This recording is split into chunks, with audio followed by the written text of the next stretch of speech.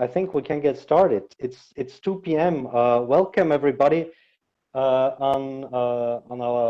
online executive forum, which we are co-organizing here as Postal Innovation Platform together with Swiss Post and Austrian Post. Today we're talking about route optimization, and we'll discuss latest technologies in that area, opportunities, challenges as well, which can help Postal Express logistics companies to increase their quality and efficiency, and at the same time, hopefully, of course, reduce costs, decrease costs, and the waste of resources. Some of the questions at least, which we are going to touch upon are what are the technological solutions today? What does it take to implement a routing technology? How dynamic is dynamic routing really, and what are the experiences of Postal Express and logistics companies? And what are the solutions that are out there in the market, and what can they do for the posts? My name is Bernhard Buckafts. I'm the chairman of the Postal Innovation Platform, and I'll moderate today's meeting. If you join via WebEx, please be muted all the time. Unless you speak, of course. You can ask questions. I think the easiest way to ask questions is via the chat box, but you can also raise your hand and ask questions that way. We have an excellent lineup of speakers, all experts. Juha Tolvanen, head of line haul at Posti. We have Markus Steinmann, head tour planning at Swiss Post. Tien-Ti, he's the co-CEO at Premonition.io, joining us from Australia. Clemens Beckmann, CEO of Greenplan of DHL, and Robert Dohrendorf, the CEO of Graphmasters. And well, that's all for the introductions. I suggest that we start with the first presentation. And Juha, are you ready? Good afternoon. I'm ready. Okay, perfect. You share your screen and the presentation. Is it fine? That's okay, and I'll start. Perfect. We can see it. It's starting. Excellent. Okay. So, good afternoon. My name is Juha Tolvanen.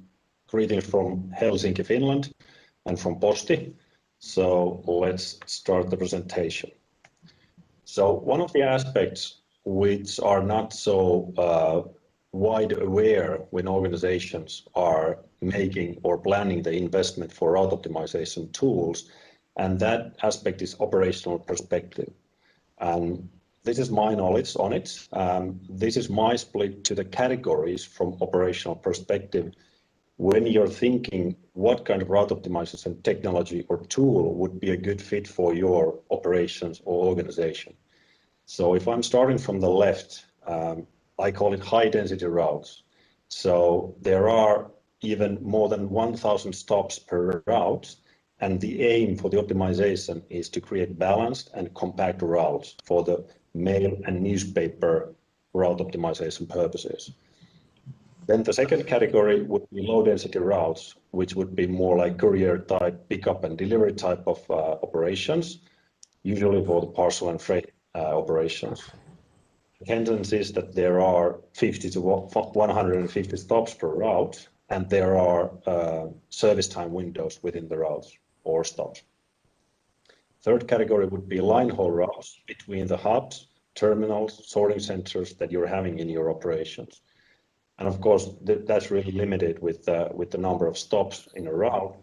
And the optimization aim is to optimize the capacities and keep the schedules and cutoff times that you're having in your schedule. And the fourth category would be when your routes are already operational. I call it dispatching. So when you're having on-the-fly pickups that you need to service, then you need to do the dispatching on fly. Second aspect, when you're making the decision for route optimization tool and finding the best fit, is the planning horizon. So the needs are different in strategic level. So that is really high level route optimization. And that is for the what if scenarios. So when you're thinking for the longer time period, that what kind of services and products your operations will deliver in the near future, in the coming years, that is more high level. and then you cannot take all the details into the optimization. And then you need to find certain tools for these purposes. Related to network optimization. So when you're thinking how many terminals, how many sorting centers, and what kind of capacities you should have in your supply chain, is also related to those optimization questions. Then there would be tactical level. So managing the operations, and you try to manage the seasonality. When the questions are more related to capacity and resources that you're having in the operations, then I call it tactical level. And then you need to have already really detailed optimization done by the process tool. And tactical level optimization is linked to the operational level. When you're finding the daily operating, then it's almost similar tool that on the tactical level. And of course, you need to take the tactical level plans to operational level. So there need to be a link. And then also another aspect on this is that when you've done your daily plans and you have the actuals from yesterday, then you need to make the comparison to your plan, and you need to link it to your planning parameters, the way how you can improve your daily efficiency on a longer run. Then Posti experiences and challenges, benefits and challenges. On a high level, having strategic capability of doing right, it gives clear strategic directions for you. So you make clear. So mic open, so Juha, please. And then it also improves the understanding between the operations and business.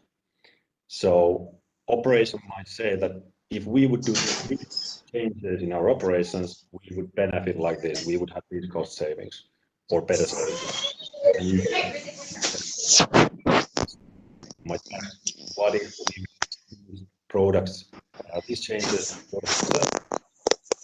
have the operation side? And also clarity in actions when managing operations. So for example, if you're thinking, what if we would change into some other type of a fleet? So you can understand that what would implementation of that action, what would that mean in the bottom line? And of course, at the end of the day, you will have a efficiency and savings. Then what challenges you might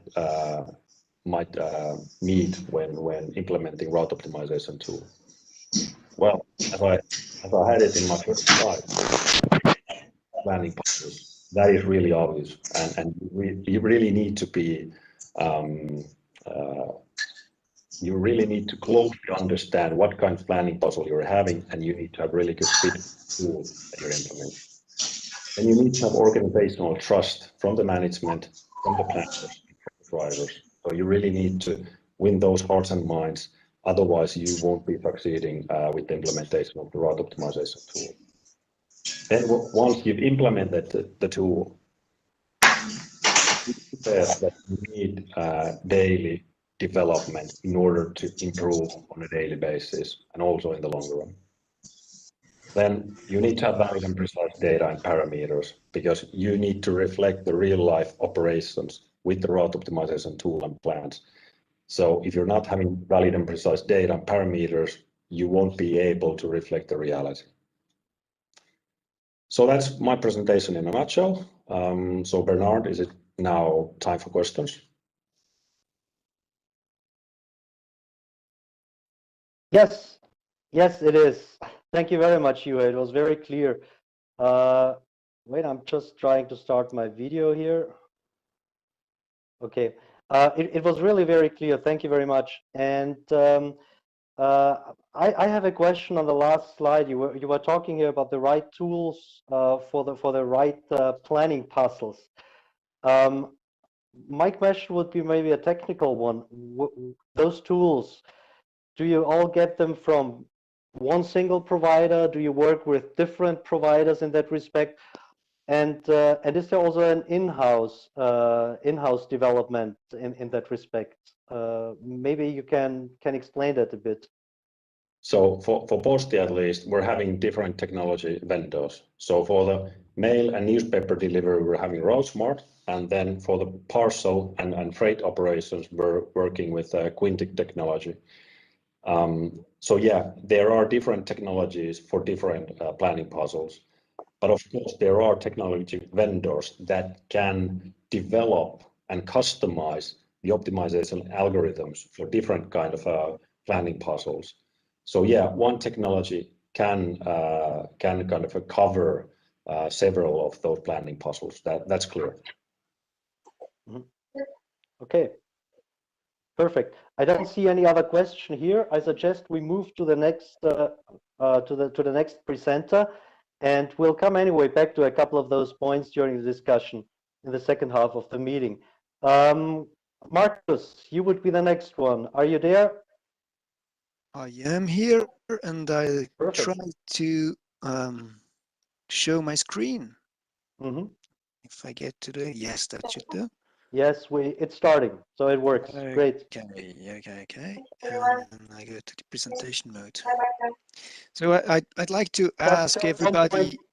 Markus, just before you start, I'm always checking here the microphone levels, and I see that most are anyway muted. But I think in the previous presentation we've heard some background noises. So please, everybody, just make sure that your mics are muted and only the speaker, we can hear only the speaker. Please, sorry, Markus, it's your turn.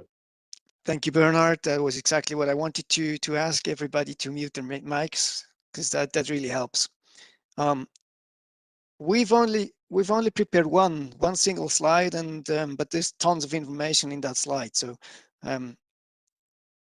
when asking yourself the question, dynamic routing and dynamic sequencing, you probably need to ask yourself, what do you really need it for? Is it something that can do anything and everything? Is that really your use case, or is it not? So we present 4 different scenarios, I would say.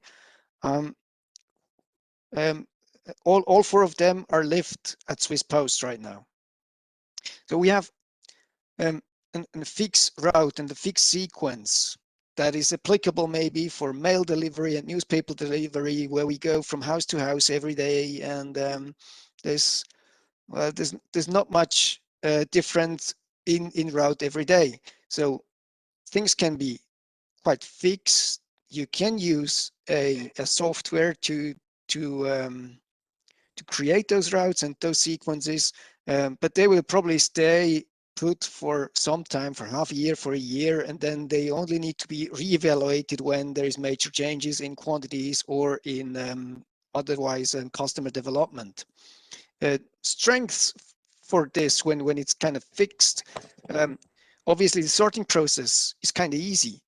Sorting can be done by address, even by mailbox if you want. So you can go really very deep with the sorting process. But then again, you cannot really reply to delivery windows when you get products that need to be delivered by some time, by a definite time. It's kind of hard to respond to that. And planning of staff is kind of difficult too, because not every day has got the same quantities. So do you really need 20 people to cover an area on a specific day, or would it be okay with 18? But then if you've got 18, what do you do with the 20 prepared routes? So that's something you might think about. In Switzerland, we've got still quite a quantity on mail. So we work with this scenario for mail delivery.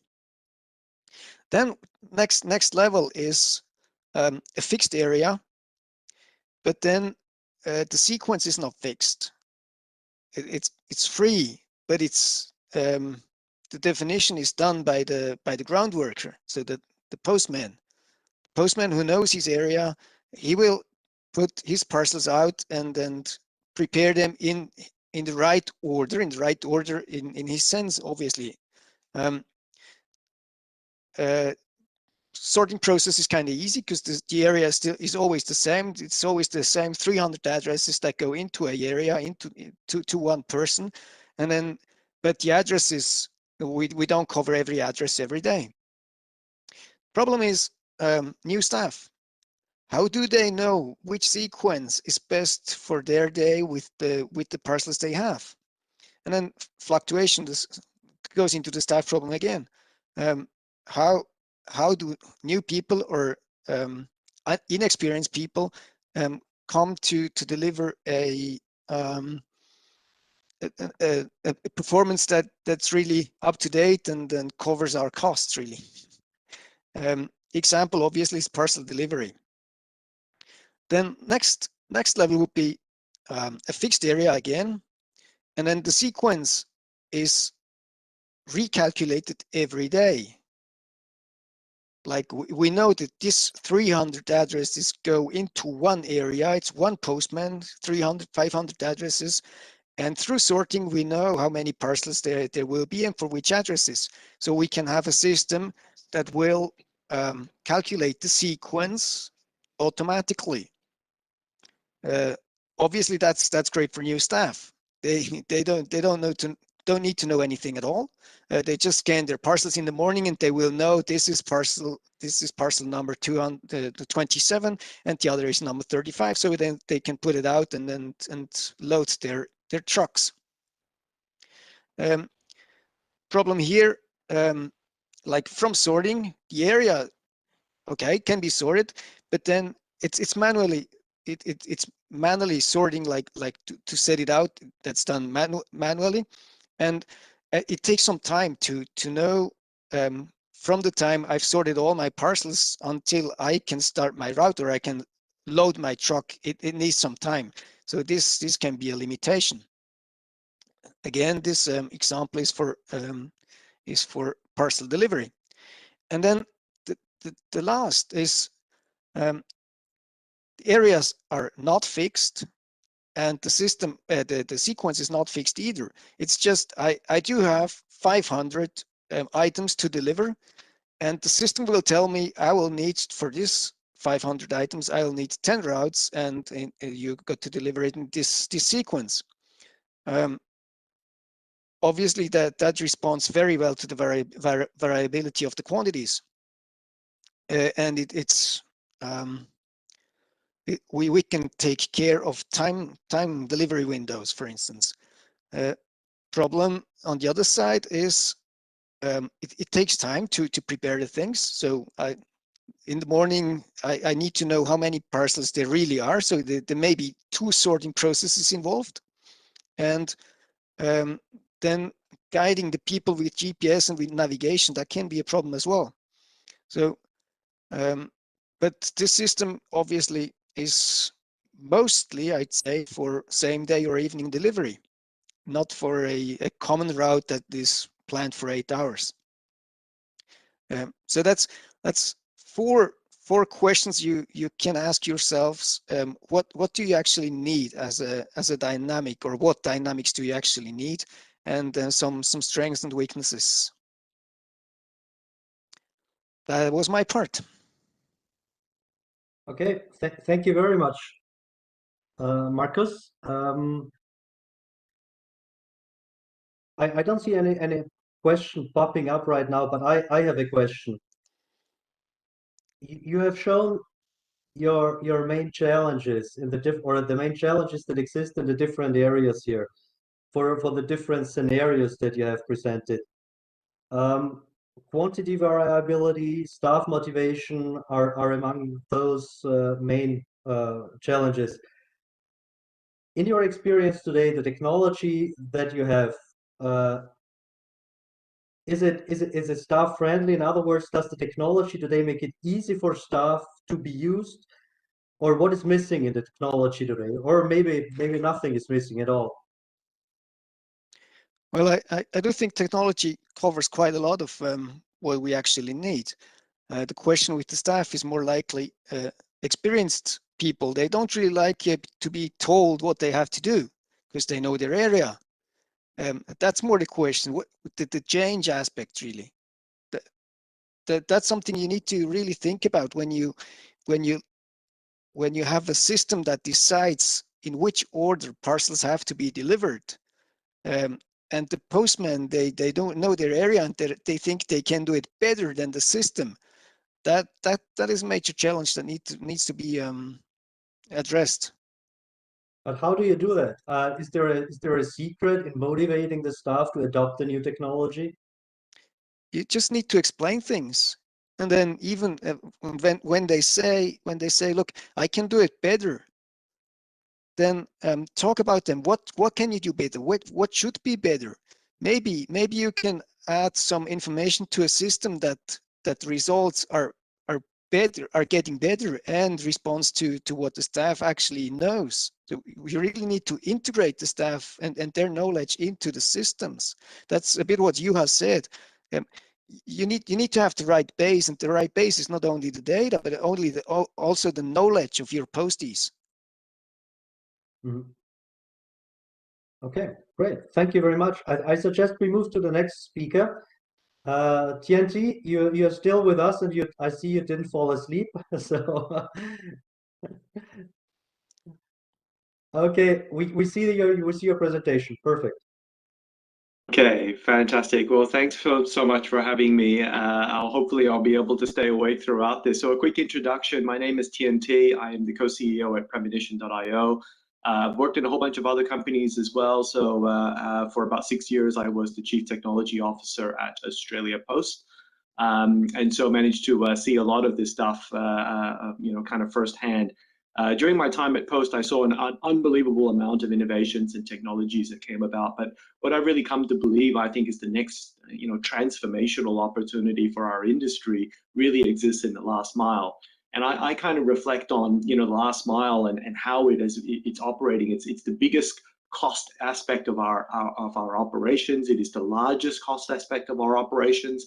And yet we have not really managed to change the way we operate in the last mile for, in my opinion, largely over a decade. Maybe Bruno, as we just discussed right now, different concepts. You have also the subscription type of.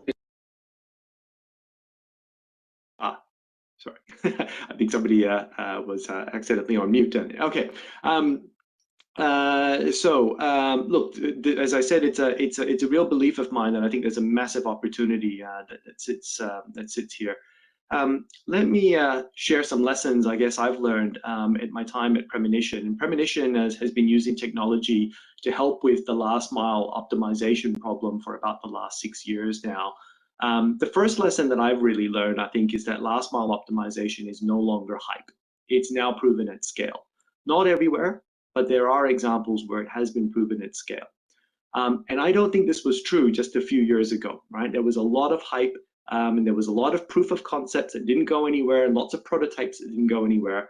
But what I'm seeing quite recently in the last couple of years is some evidence that we're really being able to shift the needle at scale. So these are some numbers that's just out of the Premonition platform alone. So 35 million deliveries done last year. 2,500 active drivers using our platform at an operational level, so that dynamic real-time road optimization at that operational level. And we're seeing, of course, some very, very handy results here for the customers who are using this. 42% increase in on-time deliveries, 23% increase in efficiency and in productivity. And as I said, the thing that's really got me excited is that this is no longer being done at a small scale prototype type stuff. It's actually being done in some cases across national fleets. And those who are being able to pull this off are clearly enjoying the benefits of it. Key point for me here is that the old answer of, oh, we just need to buy more trucks, hire more people, get bigger warehouses. I don't think that's enough anymore. And I think the real transformation opportunity is for us to adopt technology in a whole new way. Which kind of moves me on to my a second lesson learned, and so much of the previous speakers I completely agree with. I'd like to tell you a little story about George, if you don't mind. And this story is really set in when we were the Premonition team was actually in the middle of a large rollout across a national courier. The team had been working for many months to try and get this thing up and running. My CEO and my co-CEO and one of the co-founders of the business, Brad, he's the smart one behind us, by the way, loves to tell this story. He was on the ground and he was going to meet George, who was one of the early adopters of this new technology platform. And he was going to ride alongside George to see what would happen. Expectations were high, anticipation was high, everyone was worried about what would George say, what would be the feedback that we would get, what would be the response from the ground, from the force, etc., etc. And so they were in their truck, they were about to start their run, they're getting to the depot, the premonition route optimization came up and it said turn left to start your run. And of course, what happened? George decided to turn right.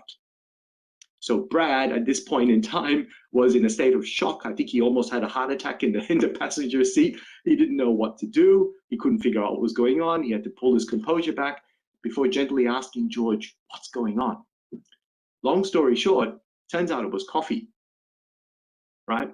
And what had happened here is that George knew Brad really liked a cup of coffee. And George knew that Brad had traveled to a brand new city to accompany him and to look at this new technology rollout. And he wanted to be a good host. And he wanted to treat Brad to the best coffee in town, which happened to be nearby to the depot on the right-hand side of the depot. And that was why he wanted to do that. Now, the point behind the story is really this. If you want to make the technology work, you have to understand what's important to your business and you have to understand what's important to your people. That could be customer service expectations. That could be the impact of sustainability or electric vehicles. It could be where your people like to have coffee with their colleagues. And it's a very messy and very imperfect world. And unless you're able to take into account all of those different things and deal with that messiness and imperfection, the technology is always going to fight against what your people want to do. And that's where bad things start to happen. So that's one of the key lessons learned. The other thing I would call out is that, even after you solve some of those tricky problems, you have to then be able to change people's behavior at scale. And we started talking about that in some of the previous ones. And so the big challenge here is you really have to start that change journey right now. One of the things that we've learned in terms of being able to drive out change is to really think about the different personalities involved. As an example, in many fleets, I'd expect you'd have lots of different personas. So the highly experienced professional courier driver has been doing this for years, who, of course, does not want to be told what to do because they're experts in their area and they know exactly what they're doing, versus a crowdsourced driver or a contractor, and even the dispatch managers who are watching the control tower and the dashboard all day long. They all have different motivations. They all have different incentives. They're all driven by something different. And what we have to do, I think, is to figure out the what's in it for you that's going to resonate with each of these people. If you get it right, if you're able to actually pull that off and drive that change, I think the benefits are absolutely clear and really exciting. So that was really my presentation. And if anybody who has any more questions, happy to take it now. My contact details and also the contact details of my colleague based in Europe, so much more friendly time there, are at the bottom of the screen if you want to reach out as well. Thank you very much, Tien-Ti. I do have a question. I liked your last slide in particular, on which you were showing those different stakeholders, new contractual crowdsourced drivers, dispatch managers, but you also have the experienced drivers like George, for example.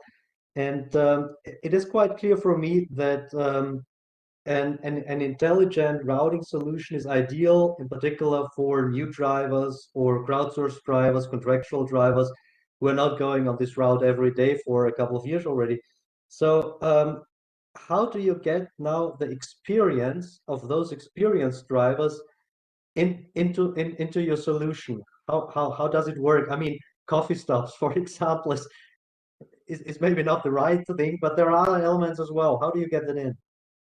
Yeah, that's a great question. And look, to underscore that point, some of our customers who run crowdsourced platforms will say exactly the same thing as what you said. I mean, they have seen improvements of 50 to 80% on new drivers, crowdsourced drivers coming in, immediately become, you know, orders of magnitude more productive compared to without route optimization in place. So absolutely fantastic.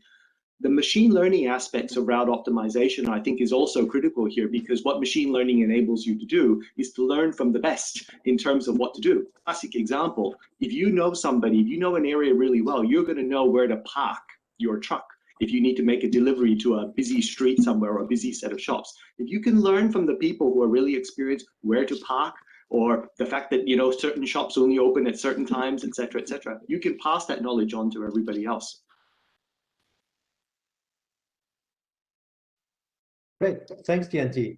I suggest we move on to the next presentation. Clemens, Beckmann of Greenplan. Clemens, you ready to share your screen? Yeah, I'm ready. Good, I and hope it's working. Excellent. you can see it? Yes. Okay. So, nice. Okay, so thank you for being here in the webinar. It's very interesting, and it's a real complex topic, like I learned today, even more complex than I saw before. So firstly, we started to develop Greenplan when we thought about worldwide e-commerce, and especially also about the fact that we have more and more unexperienced drivers, because the classical model that Deutsche Post has had for years, that drivers are working for 20 years or 30 years and delivering parcels or mail, this time is over. We have a high fluctuation meanwhile, and therefore one reason we need a better support for all the more unexperienced guys that really do not know a lot of details. And by the way, we said we want to work without any restrictions. Therefore, we decided to go for very dynamic tour planning. And in the language and definitions of the previous talks, it's about more the operational level. So what can I plan during the night for having the best tours for the next day? And Greenplan is also on the free side. So it's working normally without any predisposition, and it's just calculation by its own, the best tour. And tour means really an ordered sequence for the delivery guys. So all the different stops and an ordered sequence of the stops. So coming directly to some typical characteristics. First of all, I forgot to introduce myself for some of them here in call. So Clemens Beckmann is my name, and I'm working since 20 years now for DHL, mainly in the topic of innovation for Post and Parcel. So speaking about new typical characteristics of planning tools, in the space, what was leading us, the avoidance of classical disjoint district cutting in the target region. I come later back how we have solved the problem, but it is also good to have some kind of compact districts for the tours, but however, a sufficient degree of freedom. It is more interesting to consider also the food bundling, or to consider like Australian Post just was mentioned, the considering of parking slots, for example, because this is also defining a good tour. More important was even the time dimension, because we have seen as DHL that more and more we have to handle also time window constraints. And so with Greenplan, we created a system that is completely, that can handle any kind of time window for any individual parcel. So we allow time windows for any parcel. And the other thing that we are calculating in the time dimension is that we are calculating with day-dependent flow velocities. That means that our system knows, for example, that at peak traffic, certain streets are not good to use, and even the stop order sequence is changed. So stops at high-density routes during peak traffic are normally done by the system or planned for later in the morning. Third characteristics that is very often also used is the usage of real-time data. This our system cannot do and should not do, because our planning is predictive. We are doing our planning normally for the tours during the night, let's say at 3 o'clock in the morning or 4 o'clock, that it is ready before sorting starts, because if you do it dynamically, the sorting machines need the input from your tour planning. Therefore, real-time data cannot be used. They can be used, however, later by the delivery man, for example, if he or she wants to know where there is a traffic jam in the city, then you can use, for example, Google Maps for doing the best way between two stops. But that would, by the way, not change the stop order sequence. In terms of data, all the calculations are based on discrete mathematics. So we have worked out this algorithm with 5 years work with the Mathematical Institute of Discrete Mathematics in Bonn. It's all about mathematics, so to say. And it's the other point is you have to use the latest knowledge of databases. So the latest the cutoff point in the night is the better, because very often customer data are flying in at 1 o'clock in the morning or 2 o'clock in the morning. So we try to find the best point with our customers to do it the latest possible. Another characteristic is how open is your system for customer individual processing rules. This has got us a lot of headache. It was discussed that dispatchers, for example, they want to influence the planning and all that kind of stuff, and how these rules are handled is also new.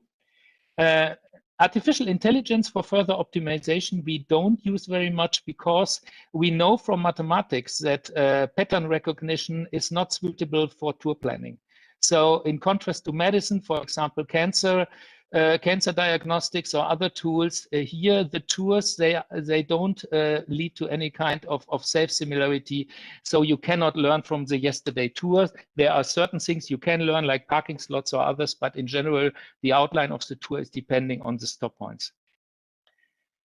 So here you can see we are working with all the factors with the exception of real-time data and AI for further optimization of tour, with the exception of parking slots and the things that we can really learn from the delivery guys or from maps. What I meant here with the rules that is quite important is we have in our first application, for example, one of our biggest applications is for freight. That we are actually doing, and we have learned that they have dozens of rules. The dispatchers have dozens of rules, very often not codified, so not written on paper. In a lot of workshops, we have evaluated these rules, and we have succeeded in that the rules have a certain way how the algorithm can learn these rules. One example here is, for example, in the master data, you have a prior one shipment. That means that the rule is the prior one shipment should process on the same day. Yeah. So, but then in the planning output, the prior one shipment could not be processed for certain reasons, for some time reasons or time window reasons for other shipments, for example. So the system would stop it. And then there is another process in the post-processing where the rule is then again dropped prior one shipments will be marked and again be included into the delivery process. That means if it is a high prior one delivery, for example, then a new route has to be opened, especially for that shipment. The typical advantages of dynamic planning is especially that you have balanced tours. In average, for any district, for any cut district, you have half an empty vehicle. So the dynamic planning can completely avoid to drive with empty vehicles or half empty vehicles. You can also work with arbitrary time windows, and you can also do the planning of mixed tours, so pickup and delivery in a mixed sequence.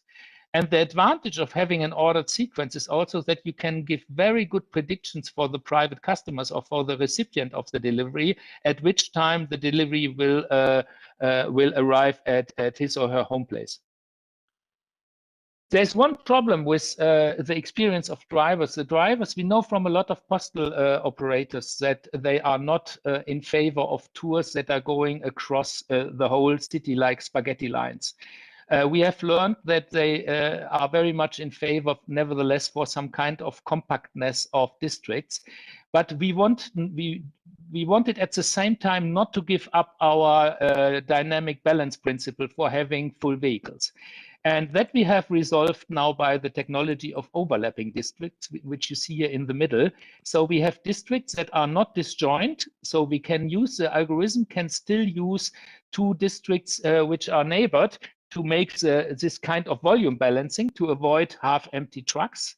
But at the same time, the tours are present in some sense in some delivery area at least, that the delivery guys find themselves still in the area where they feel at home.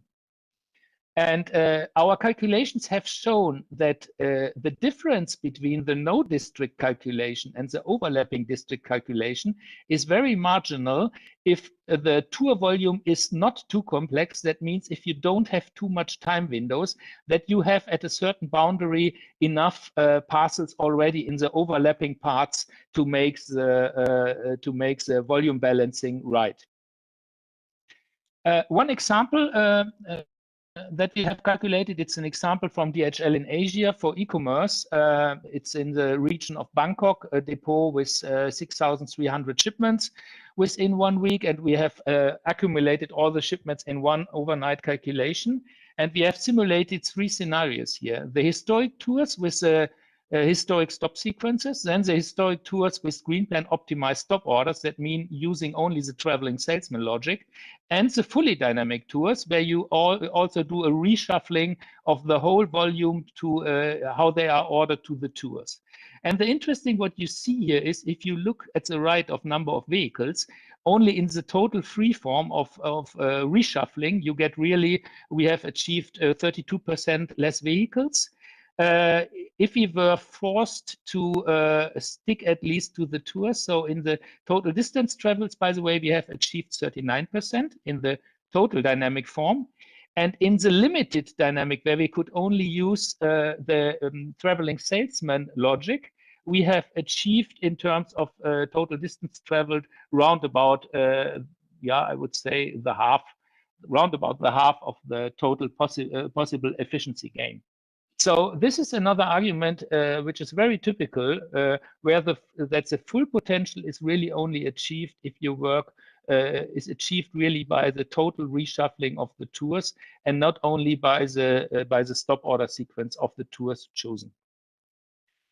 Yeah, that was it in a nutshell. What I can tell you about. I think what is very important, despite the fact that the tours are ordered, the delivery guys have given feedback that our tours felt natural because they were planned according to the real to expected traffic density in the cities, so that they said your system seems to know where the difficulties are lying in our city. Okay, thank you very much, Clemens. Yeah. What you are providing this example from Bangkok and the DHL team in Thailand that calculated the possible savings that could be achieved. But I think what has been calculated there would also apply to any other place in the world, in Europe, for example, in North America and Australia. The principle is the same. And The principle is the same. I have chosen this calculation because there we have done the calculation also one time with the historical, let's say, tours, and only by shuffling the order of each tour, and then by the total reshuffling. And you can see that in this example of e-commerce, the potential is roughly coming for the half. It's coming if you use a traveling salesman optimal, which is mathematically speaking very simple. But the other half, the difficult half, is only coming if you do the total reshuffling of the tours and if you are using really the dynamic principle of total freedom, so to say. But we have made the same amount of kilometers reduced or tours reduced. We have done calculation for other postal operators, and we are offering that certainly not only for DHL, but mainly also for other postal operators, but also in the sphere of telecom operators and others for the management, for example, of facility services, services in the field, which is more or less the same problem. Okay, thank you very much, Clemens. Yeah. Robert, you are there, you're ready?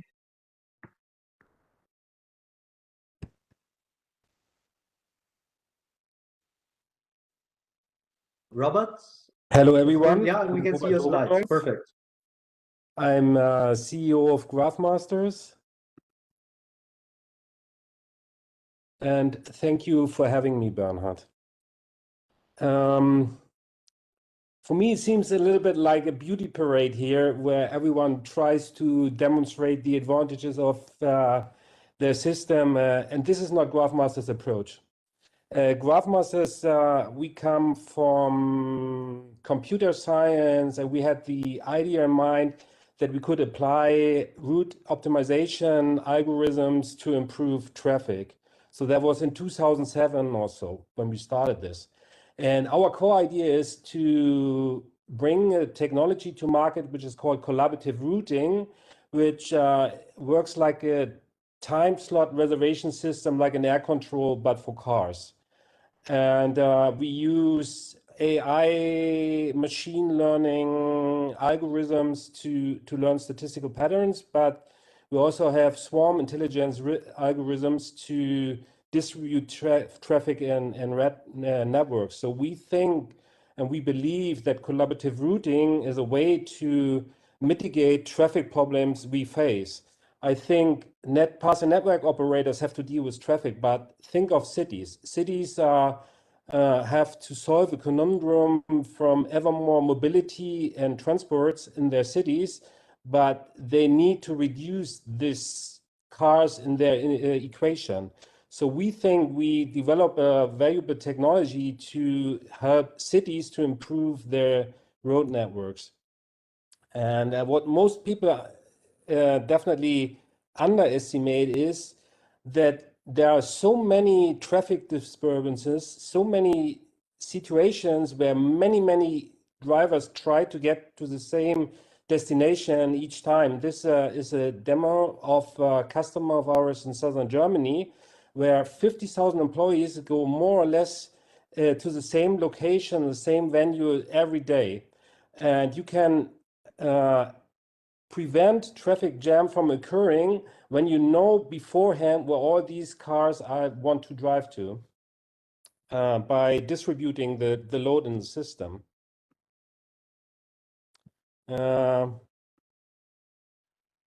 Based on this collaborative routing technology, we built a suite of different products. When we started 7 years ago with cap optimization, we saw that was a real market niche. So to highlight here, just these days, we don't see a huge demand only for courier services, but also for cargo bikes. I think the hottest topic for us is these cargo bikes, because every cities don't want to see this cargo vans in their cities. It doesn't matter if this is a really relevant question or not, but this is how cities perceive that. And around metropolitan solutions, we created NUNAV Navigation and NUNAV Bus. And we also have a service for trucks where we think we really invent how trucks are routed. I mentioned earlier we work now for quite some years in the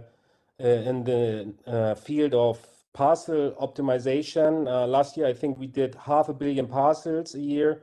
I think this year we will optimize 1 billion parcels. So we have customers like Hermes in Germany, Austrian Post in Austria, but also General Overnight and GLL Express Logistics. And interesting is that then many other networks, they have subcontractors, as you might know, and they have a tendency to use our system as well. I don't highlight all these advantages here in this presentation, as you had so many numbers, facts, and I think you know all these things. In the end, it comes to the equation what the colleague from Primo Notion said. You need to get the expectations of the different stakeholders right.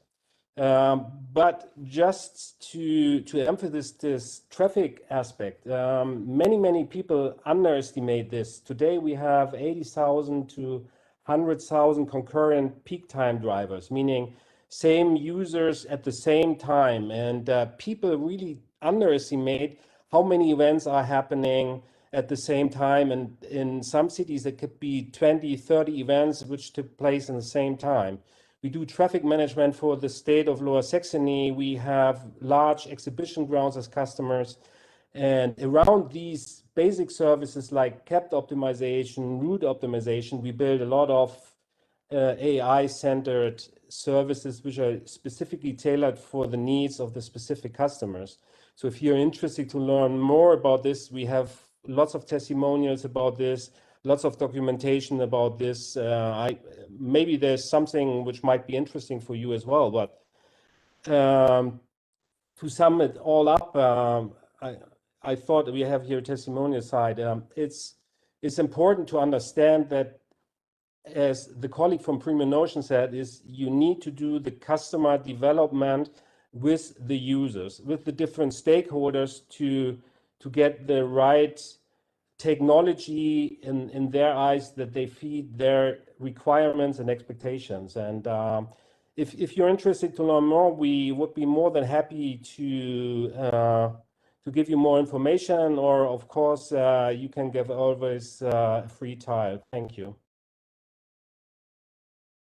Thank you very much, Robert. You are pointing to, and I think that's interesting, to this very diverse customer group. I mean, yes, you have the post, you have logistics and express companies, but you also were mentioning car manufacturers like Volkswagen, cities, regions, and large event organizers and event venues. I mean, this is a very holistic approach that you're taking, and do you think that this is the key to success for good routing? Definitely, this is something we would instantly underwrite. You need to imagine, for a country like Germany alone, we process 160 million probes an hour. So, and this provides you with a lot of data, a lot of insights you then can use to tailor specific use cases, and you can apply to networks to get learnings you never might imagine. So, and I think we already did an amazing learning adventure and journey, and it's going further and further. And I think that's the way to go. It's not only to optimize a specific task, but to optimize or to work on the bigger picture that you are able to provide local scenarios. Okay, great, thank you. What we have heard today was a lot about those challenges that we have, because yes, there are so many different stakeholders. There are technical or challenges with regard to the technology itself for the different use cases. And also for the different other parameters, like whether we talk about mail or parcels, experienced, unexperienced drivers, and so on and so forth. We have received an interesting question from one person who was joining us via YouTube live stream. And the question there is, how long does it take to get acceptable results? I mean, taking all these challenges into consideration, resistance from drivers, technology, implementation, whatever it is, how long does it take to get results on the table? Who wants to reply to that?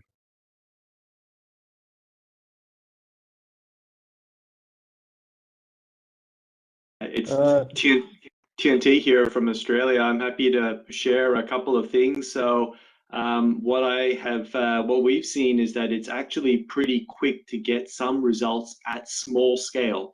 So if you go to a small depot and work with a handful of drivers, yeah, you can absolutely get some results happening pretty quickly. Just do some some basic route sequencing. Don't change too much, and all of a sudden you start to create results at small scale quite rapidly. Within a matter of weeks or a few months, it's not hard to do that. Where it gets really tricky is when you then start to push beyond that and start to say, okay, well, what happens if I add more product or connect into something else or another depot, etc. And then that starts to get a bit of a how long is a piece of string style question. Maybe I want to ask this question also to Juha and Markus. I mean, both of you are working in this field for so long. You've implemented your solutions. Any experience in that respect? How long does it take to get something to get some good results? Well, maybe if Juha starts, as Tien-Ti pointed out, I mean, you can have pilots, you can test within days and weeks. But I mean, if you're really having full-scale implementation in the operations, I would say it will take months.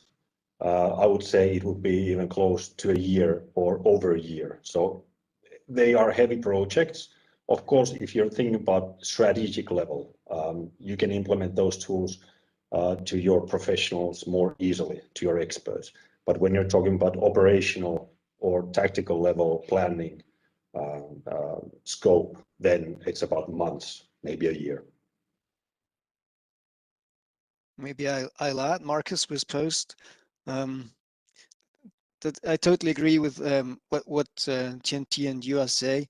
If you do it on a small scale and you have the right partner to do it, you're there within weeks or months. On small scale, single routes, or a group of people doing planning things. But then you also need a partner who knows what to do with the system that you use. If you want to really learn everything that your system can do, and you want to apply it full scale, or on a national level or international level or whatever, then it takes resources, a year or more.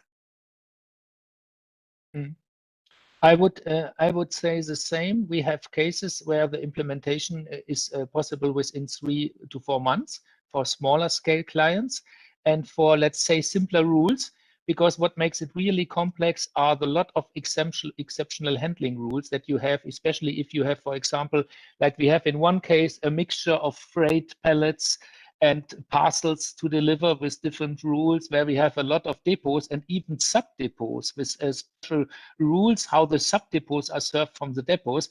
This kind of complex solution you would need longer than 12 months typically to get all the rules translated to the machine. It's a very complex work. Yeah. And there's maybe one more point that I'd like to add. It depends what you really want to do. If you do just routing, then that's easy. But then if you want also to apply that to the sequencing, to the sorting and everything, so if you want to change your process, then that takes time. But everybody knows that. So that's a major change. That's not just implementing a tool. Okay, Robert, do you also have the view on that? Definitely. I think you can make it a hard way, but there's always easy ways to start something and to get things rolling. And I think the hurdles or the entry barriers are not high to get and see results. And the impact of the technology is so big that I think it's pretty clear that everyone has to do this. So there's not reason not to do this.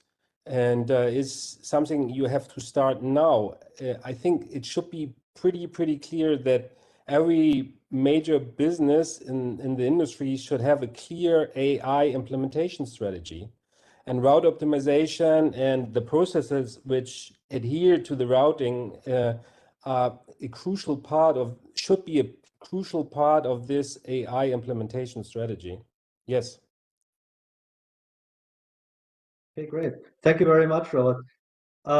One very quick question at the end. Do you have any view on, because it's also something that came up before this webinar, but if you compare, well, if we talk about how dynamic can dynamic routing really be, if we compare real time to theory, any views on that?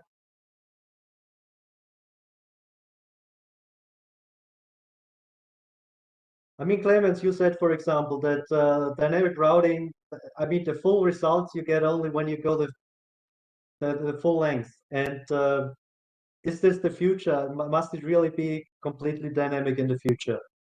Yeah, what I said at least is that if you work, for example, with compactified districts, so if you still allow districts to have, which is a desire of a lot of postal operators, then and if the districts have some overlap and you have enough parcels in the overlap area, so to say, then you can still use the full potential of dynamic planning, but at the same time you get tours that come very close to the desired outcome of delivery man, for example. Yeah, and this is what we learned really in the last 12 months in a lot of discussions with postal operators when we started to make this labor calculations with restricted districts, so to say. However, what is quite important as optimum principle is the load balancing principle. You should never work with disjoint districts. You should really have to overlap these overlaps that you can play with the parcels to give it to district A or district B. That's quite essential, at least in my point.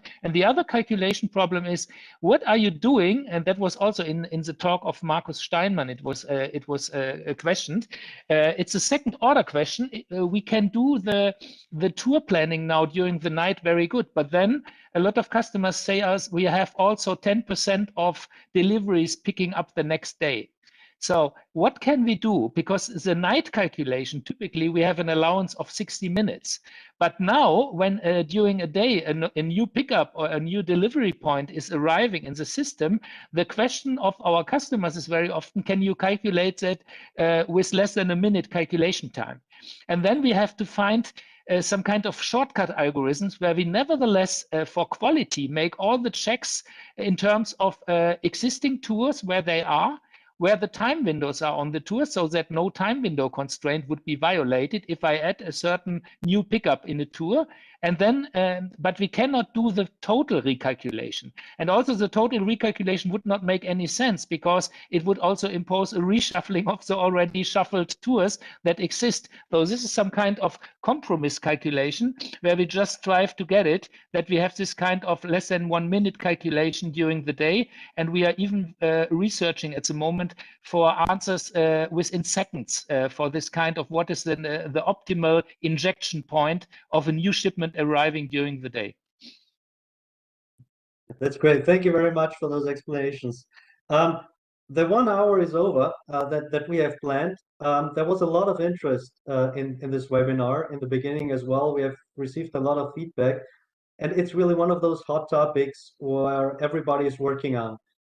We really can see that. We've heard it here today with many posts that are doing really some incredible things, but at the same time also new technologies that come up and that can help the Postal Logistics Express companies to bring more efficiency in their routing.